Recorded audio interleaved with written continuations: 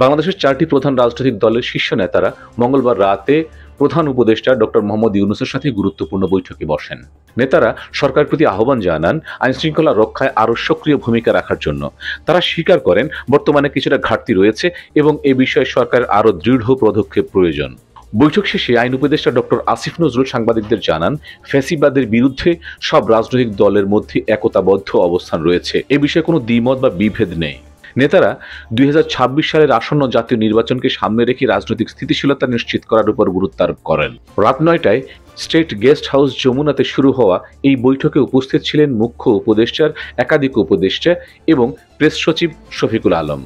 বৈঠকে অংশগ্রহণকারী নেতাদের মধ্যে ছিলেন বিএনপির মহাসচিব মির্জা ফখরুল ইসলাম আলমগীর, স্থায়ী কমিটির সদস্য আমির খসরু মাহমুদ চৌধুরী, জামায়াত ইসলামের নায়েবে আমির আব্দুল্লাহ মোহাম্মদ তাহের, সহকারী সেক্রেটারি জেনারেল হামিদুর রহমান আজাদ, এনসিপির আহ্বায়ক নাহিদ ইসলাম ও সদস্য সচিব আক্তার হোসেন, ইসলামী আন্দোলন বাংলাদেশের অধ্যাপক আশরাফ আলী আকন এবং গাজী আতাউর রহমান। এই বৈঠকে নেতারা জানান তারা একযোগে কাজ করতে প্রতিশ্রুতিবদ্ধ, বিশেষ করে যখন ফ্যাসিবাদের মতো হুমকি মোকাবেলার প্রশ্ন ওঠে। নির্বাচনের আগে রাজনৈতিক স্থিতিশীলতা এবং গণতান্ত্রিক পরিবেশ বজায় রাখার প্রশ্নে নেতাদের এই সংলাপকে ইতিবাচক হিসেবে দেখছেন বিশ্লেষকরা। Subscribe now for daily news and updates.